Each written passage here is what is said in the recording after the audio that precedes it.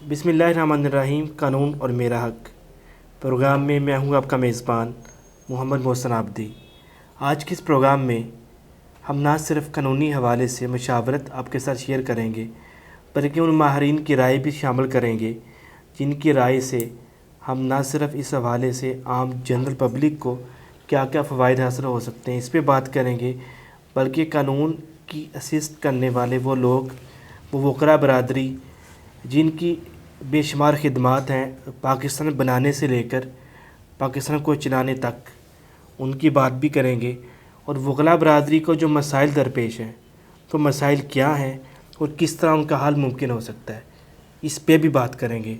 हमारी खुशकिस्मती हमारे साथ एक ऐसी शख्सियत मौजूद हैं जो मेंबर पंजाब बार का इलेक्शन भी कंडक्ट कर रही हैं और फैसलाबाद सीट से नौजवान बेशुमार वकला उनके साथ हैं और उनके हम कदम होके चल रहे हैं। मेरी मुराद advocate high court Farooq Dogar साहब। अस्सलाम वालेकुम सर। वालेकुम अस्सलाम। बहुत शुक्रिया आपने आज के इस प्रोग्राम के लिए हमें वक्त दिया। आपकी मोहब्बत है जी, बहुत शुक्रिया आपका जी। राय साहब की माशाल्लाह इसमें हमेशा हमारे साथ काफ़ी शामिल रही है जी। अल्हम्दुलिल्लाह जी, राय साहब मेरे उस्ताद मोहतरम हैं। मुझे 18-19 साल हो गए हैं इस पेशे से वाबस्ता, तो हमेशा इनकी रहनुमाई लेके अपने केसेस तैयार करता रहा हूँ। और बड़े ही शफीक इंसान, बड़े प्यार करने वाले, बल्कि यंग लॉयर्स जो हैं इनको इन बुज़ुर्गों से सीखना चाहिए। सही सर, ये हमारे लिए मिसले राह हैं। देखें इनकी जो है ना, इन्होंने पीछे अपनी उम्र का हिस्सा इस बार को दिया, फैसलाबाद बार को। बिल्कुल ऐसे ही। इनकी रिस्पेक्ट क्यों इतनी ज़्यादा है, यंग लॉयर को सोचना पड़ेगा।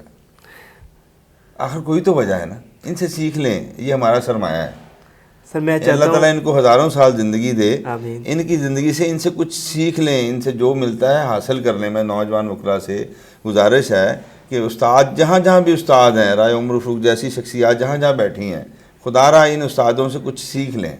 क्योंकि अब जो जिस तरह से मेरी कम्युनिटी बहुत सारी चीज़ों में फंस गई है, 2-4% मेरे ऐसे दोस्त हैं, शायद वो राइट वे को रॉन्ग वे और रॉन्ग को राइट पे ले जाने की कोशिश करते हैं, जिससे सारा ये मेरा सारा तबका ही ख़राब हो गया सर। बल्कि मैं चाहता हूँ कि आपका एक नारा भी है डिग्निटी ऑफ लाइफ्स का। जी जी जी। अगर आप उसको एक्सप्लेन करें हमारे नाजरीन के आगे सामने, तो क्या हो सकता है?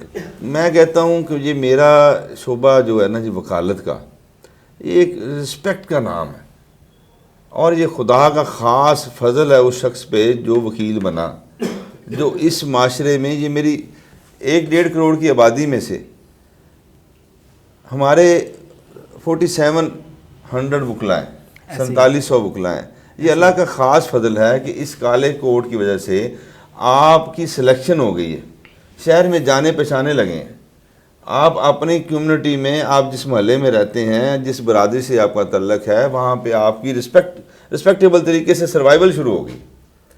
और खुदारा इस रिस्पेक्ट को हमने बढ़ाना है, इसको बढ़ाना है, इसको इसमें इजाफा करना है।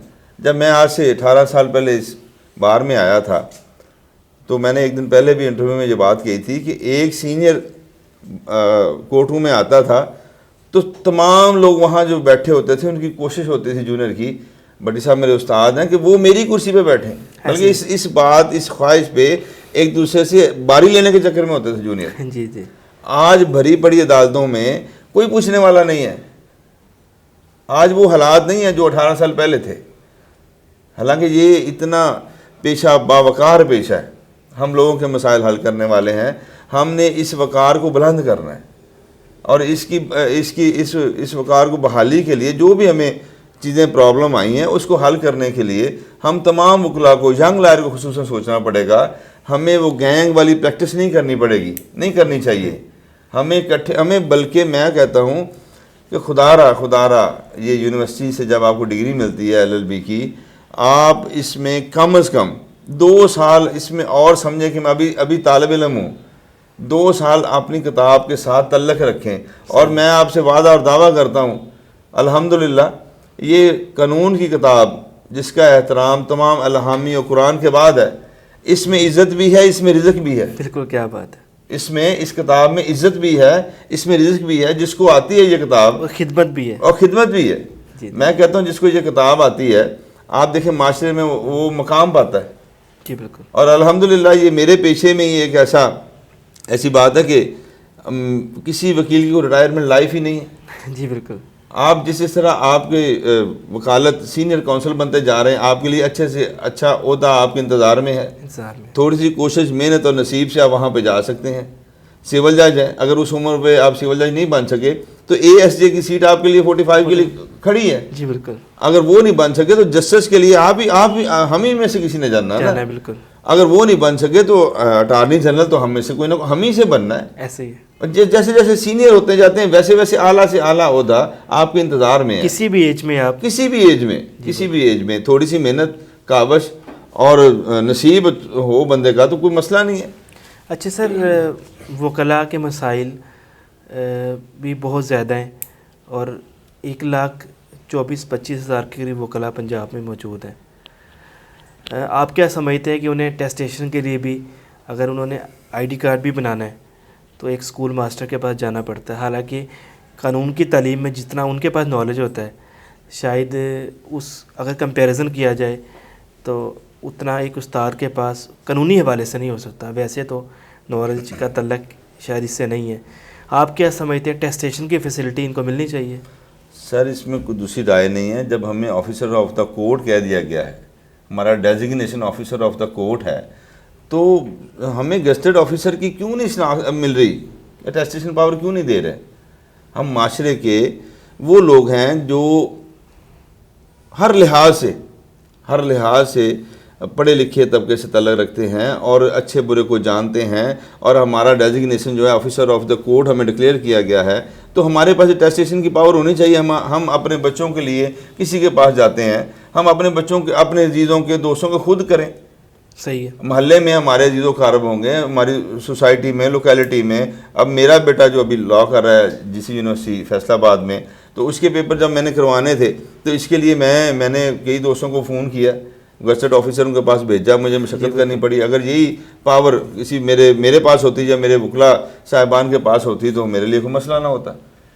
सर चैम्बर्स का प्रॉब्लम वक्त के साथ उसका सलूशन बहुत मुश्किल से निकल पा रहा है। हालांकि गवर्नमेंट की बेशुमार ऐसी लैंड्स पड़ी हुई हैं, अगर उस पर डेवलपमेंट चार्जेस ले लिए जाएं तो चैम्बर्स बन सकते हैं, भले थोड़ा उस लोकेलिटी से बाहर भी हो जाएं। इस पर आप क्या कहना चाहते हैं? अगर एक वकील को चैम्बर मिल जाता है तो उसकी प्रैक्टिस करना उसके लिए आसान हो जाता है। सर मेरी जो कचहरी फैसलाबाद है, इसके सराउंडिंग एरिया में 2-2 एकड़ में घर है, एक बंदा 2-2 एकड़ में रहता है।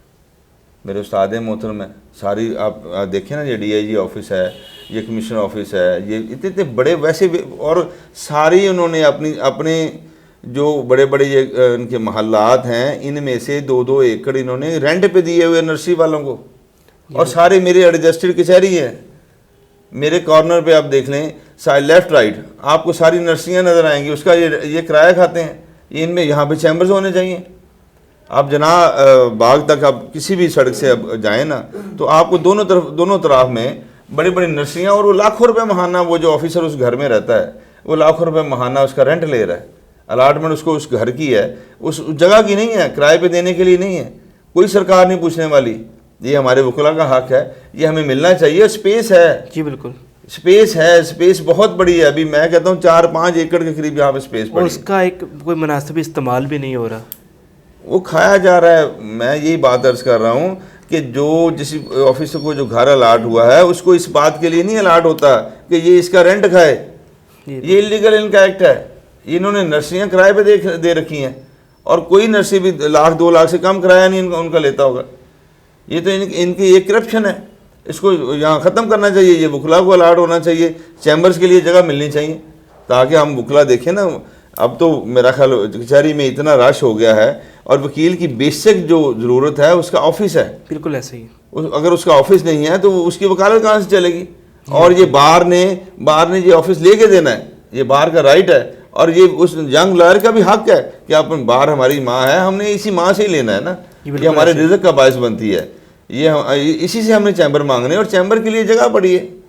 या तो ना हो ना तो फिर अगली बात हो। तो हमारे अहदेदारान को पूरी एफर्ट्स करनी चाहिए। जिस तरह मैं मरहूम तनवीर रंधावा का नाम ज़रूर लूँगा, अल्लाह ताला उसे जन्नत में आला मकाम दे।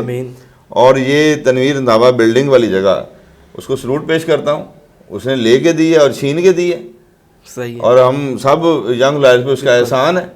उस बंदे ने बहुत बड़ी अचीवमेंट थी। और उस डीसी के साथ जब वो चपकलेश हुई थी उसने सुलह के वजह अपने वकला के लिए मांगा, उन्होंने कहा मैं सुलह तब करूँगा, पहले ये जगह लाट करो मुझे। ये होते हैं लीडर। सही है। उन्होंने अपनी ज़ात के लिए वकला के लिए वो तनवीर रंधावा बिल्डिंग बनवाई थी।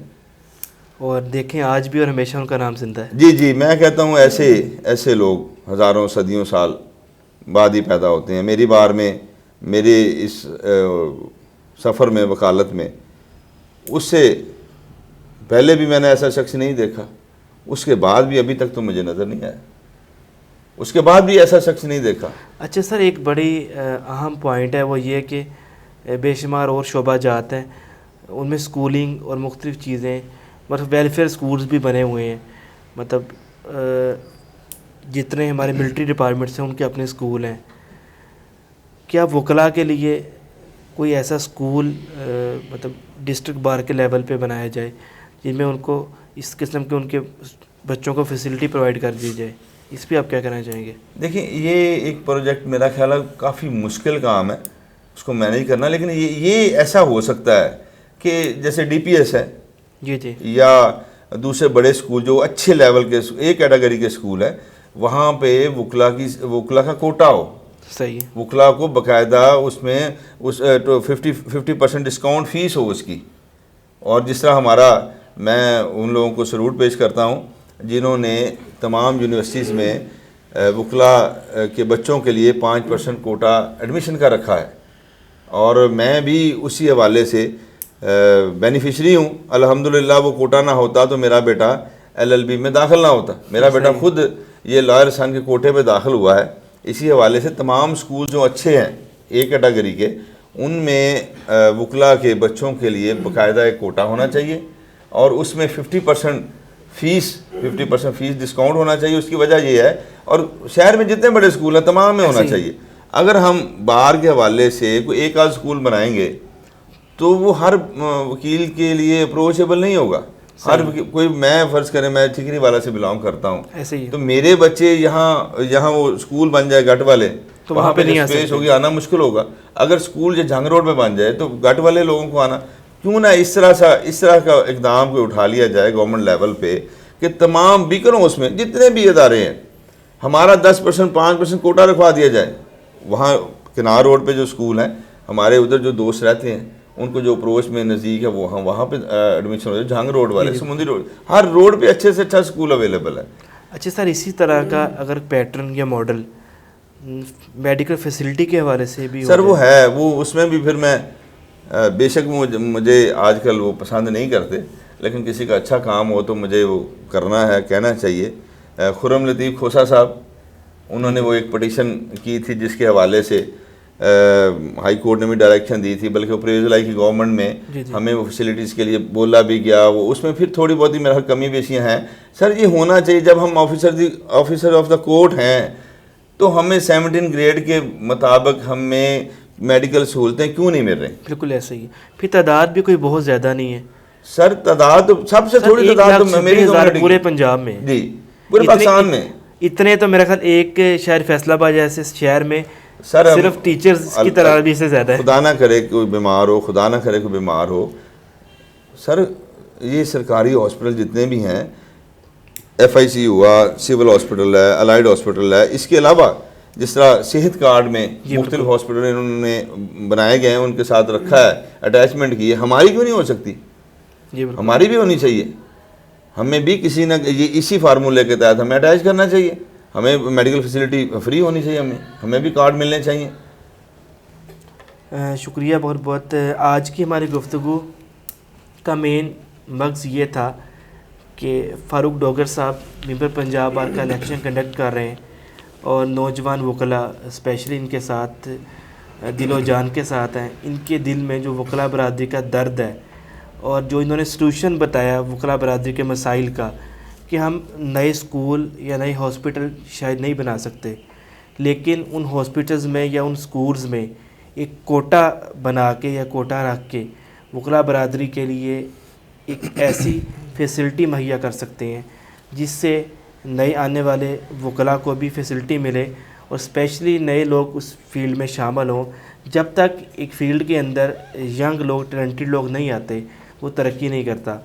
तो इस यकीन के साथ कि इनका साथ वकला बरादरी की फ़लाह बहबूद के लिए बड़ा अहम होगा और इनकी दिल में जो दर्द मौजूद है, फ़ैसला तो यकीन वकला बरादरी का अपना है, लेकिन मैं समझता हूँ कि ये दर्द भी किसी किसी में मौजूद होता है। अल्लाह ताला इनको कामयाबी अता फ़रमाए और वकला का जो दर्द है, वकला के लिए जो इनके अंदर एक जज्बा मौजूद है उनकी फ़लाह व बहबूद का, इसे अमली जामा पहनाने का मौका मिले। इजाज़त दीजिए। अल्लाह हाफ़िज़।